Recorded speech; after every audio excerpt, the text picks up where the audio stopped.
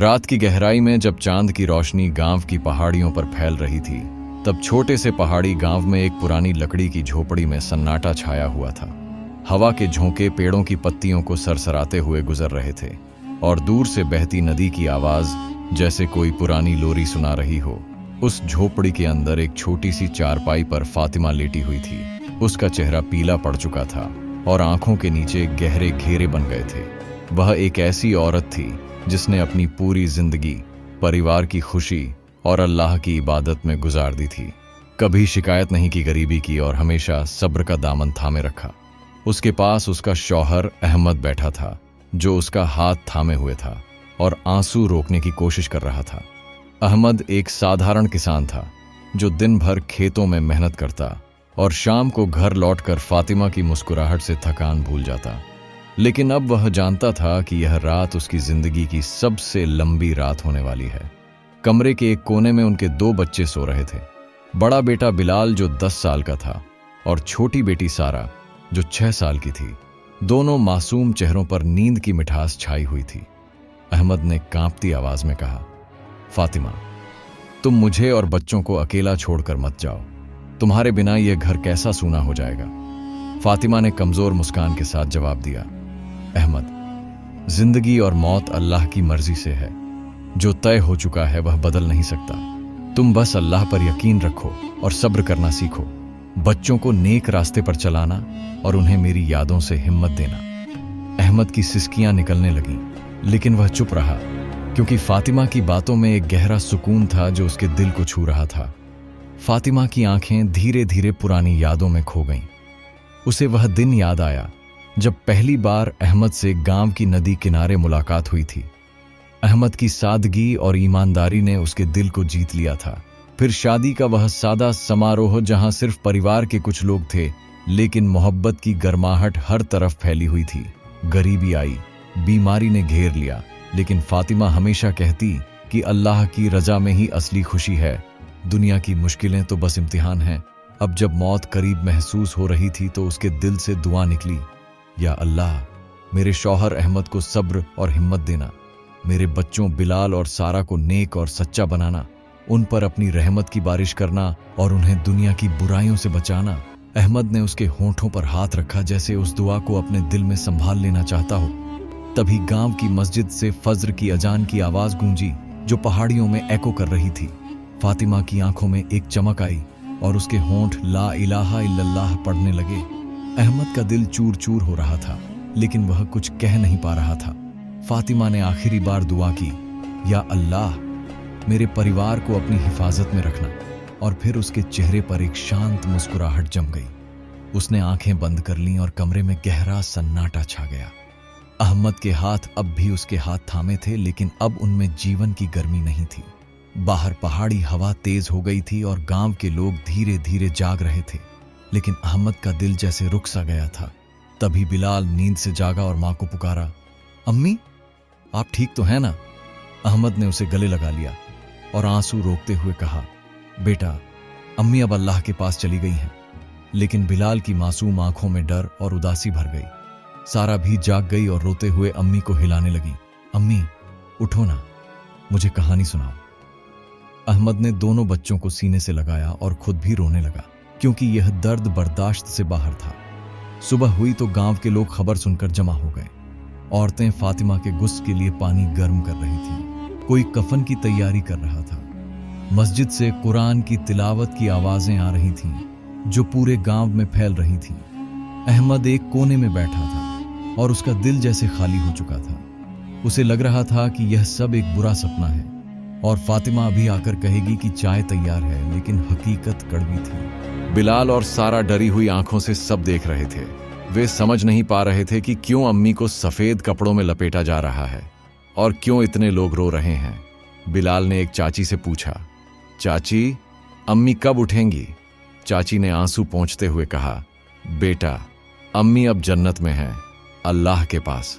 लेकिन बिलाल ने रोते हुए अम्मी को हिलाया और कहा, अम्मी, वापस आओ ना, मैं अच्छा बच्चा बनूंगा। यह देखकर अहमद टूट गया और बच्चों को गले लगाकर फूट फूट कर रोया।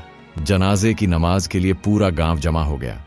पहाड़ी रास्तों से लोग आ रहे थे और दुआएं मांग रहे थे। जब फातिमा का जनाजा उठा तो अहमद को लगा जैसे उसका आधा जहां चला गया हो। कब्रिस्तान में जब उसे मिट्टी में उतारा गया तो अहमद ने पहली बार मौत की हकीकत को इतनी गहराई से महसूस किया। शाम हुई तो घर लौटना जैसे एक नया दर्द था। झोपड़ी में फातिमा की छोड़ी हुई चीजें वैसे ही पड़ी थीं। रसोई में बर्तन, दीवार पर लटकी उसकी चूड़ियां, सब कुछ उसकी याद दिला रहा था। बिलाल बार बार अम्मी को पुकारता और फिर चुप हो जाता। सारा रो रो कर पूछती, अब्बू अम्मी कब आएंगी? अहमद उन्हें बहलाता, लेकिन अंदर से खुद बिखर रहा था। रातें उसके लिए कष्टदायक हो गईं। वह अक्सर जागकर फातिमा की जगह को देखता और आंसू बहाता। उसे हर तरफ फातिमा की खुशबू महसूस होती। एक रात वह सहन नहीं कर सका और कुरान उठाकर पढ़ने लगा। आयतें पढ़ते पढ़ते वह सजदे में गिर पड़ा और दुआ मांगी, या अल्लाह मुझे सब्र दे, मेरे बच्चों को हिफाजत दे, मैं कमजोर हूं लेकिन तेरा सहारा काफी है।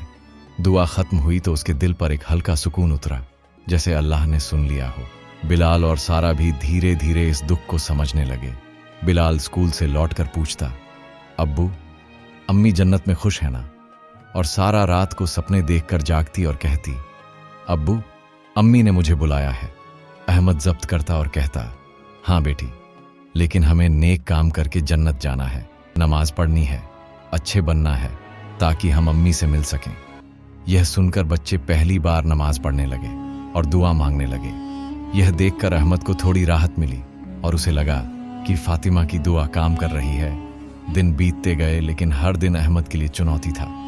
सुबह बच्चों को तैयार करना, खेतों में काम करना, शाम को घर लौटकर खाना बनाना, सब कुछ अकेले करना कठिन था। लेकिन फातिमा की आखिरी दुआ उसके दिल में गूंजती रहती, अल्लाह हमें रहमत दे, बच्चों को नेक बनाए। यह शब्द उसके लिए ताकत बन गए। अहमद ने फैसला किया कि वह अपनी जिंदगी को अल्लाह की इबादत से रोशन करेगा। अब वह फज्र की नमाज से दिन शुरू करता, बच्चों को जगाता और साथ में नमाज पढ़ता, कुरान की तिलावत करता और उन्हें पैगंबर की कहानियां सुनाता, जैसे कैसे पैगंबर ने दुख सहन किया और सब्र किया। बिलाल और सारा आहिस्ता आहिस्ता बदलने लगे। वे माँ की कमी को सब्र से सहन करने लगे और जानते थे कि जन्नत में मिलना है। बिलाल कहता, अब्बू अम्मी ने कहा था नेक लोग जन्नत जाते हैं, इसलिए मैं रोज नमाज पढ़ूंगा।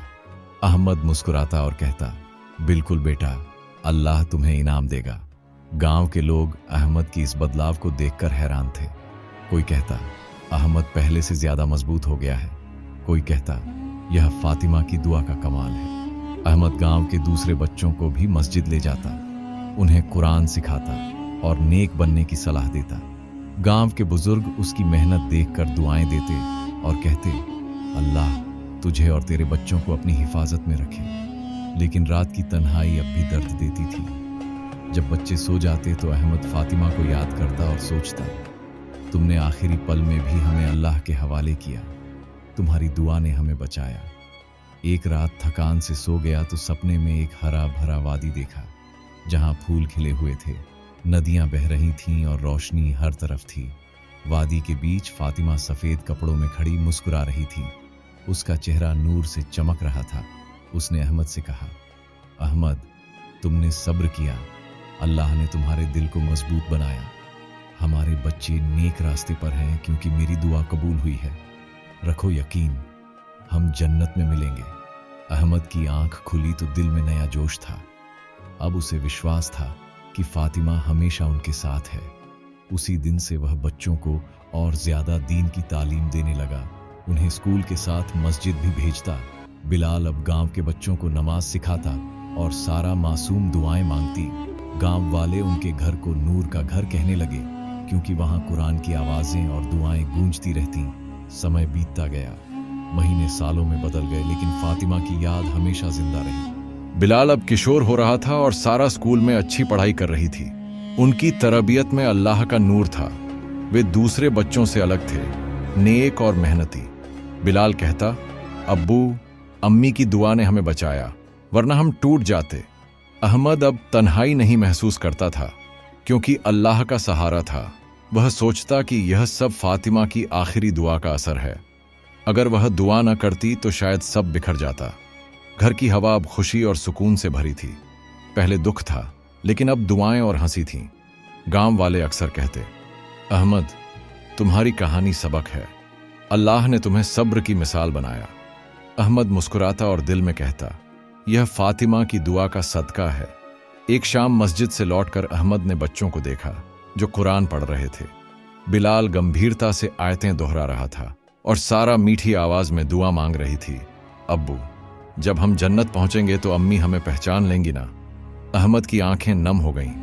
उसने उन्हें गले लगाया और कहा, हाँ बेटी, इंशा अल्लाह, जन्नत में कोई अलगाव नहीं, वहां सब हमेशा साथ रहेंगे। उस रात जब सब सो गए, अहमद ने कुरान खोला और दुआ की, या अल्लाह, फातिमा की दुआ को हमेशा कायम रख, मेरे बच्चों को नेक रख और हमें जन्नत में मिला। दुआ करते करते उसे लगा जैसे कोई उसके पास है। आंखें बंद की तो फिर वही सपना आया, हरी वादी, रोशनी, फातिमा मुस्कुराती हुई। उसने कहा, अहमद, सब्र का फल मीठा है, अल्लाह ने हमें अपनी रहमत में लिया, बच्चे जन्नत के सितारे हैं, जल्द हम मिलेंगे। अहमद की आंख खुली तो आंसू थे लेकिन सुकून था। वह समझ चुका था कि जिंदगी इम्तिहान है और सुकून अल्लाह की रजा में है। अगले दिन बच्चों को सीने से लगाकर बोला, बेटो, तुम्हारी अम्मी की दुआ हमारी जिंदगी का नूर है, हम इस दुआ के साथ जीते हैं। घर की दीवारें अब उम्मीद से भरी थीं, उम्मीद जन्नत की जहां सब मिलेंगे। यूं फातिमा की दुआ ने दुख को सब्र में बदला, तन्हाई को अल्लाह की रहमत में। दुनिया इम्तिहान है, सब्र और दुआ से इंसान मजबूत होता है। एक शाम अहमद ने बच्चों से कहा, सुनो बेटो, आज मैं तुम्हें अम्मी की एक पुरानी कहानी सुनाऊंगा जो उन्होंने मुझे बताई थी। वह कहानी थी एक नेक इंसान की, जो अहमद ने बच्चों को गले लगाया और कहा, वह नेक इंसान सब्र और दुआ से हर मुश्किल को पार करता था, ठीक वैसे ही जैसे तुम्हारी अम्मी ने हमें सिखाया। उस रात अहमद ने बच्चों को फातिमा की आखिरी दुआ याद दिलाई और कहा कि यह दुआ हमेशा उनकी ताकत रहेगी। साल बीत गए, बिलाल और सारा बड़े हुए, नेक और मेहनती बने। वे अपने गांव में दूसरों के लिए मिसाल बन गए। अहमद अब बूढ़ा हो चुका था, लेकिन उसका दिल सुकून से भरा था, क्योंकि वह जानता था कि फातिमा की दुआ ने उन्हें जन्नत की राह दिखाई। एक रात उसने सपने में फिर फातिमा को देखा, जो मुस्कुराते हुए बोली, अहमद, अब वक्त करीब है, हम जन्नत में मिलेंगे। अहमद की आंख खुली तो वह मुस्कुरा रहा था। उसने कुरान खोला और आखिरी दुआ मांगी, या अल्लाह, हमें जन्नत में मिला दे। कुछ दिन बाद अहमद शांति से दुनिया छोड़ गया। गांव वालों ने देखा कि उसके चेहरे पर वही सुकून था जो फातिमा के चेहरे पर था। बिलाल और सारा ने अपने अब्बू और अम्मी की दुआओं को दिल में संभाला और जिंदगी को अल्लाह की रजा में गुजारा। उनकी कहानी गांव में एक मिसाल बन गई कि सब्र और दुआ हर दुख को जीत लेते हैं। क्या आपको यह कहानी पसंद आई? कमेंट में बताएं। वीडियो को लाइक करें और चैनल को अभी सब्सक्राइब करें। आप जो भी कमेंट करेंगे उसका जवाब जरूर मिलेगा।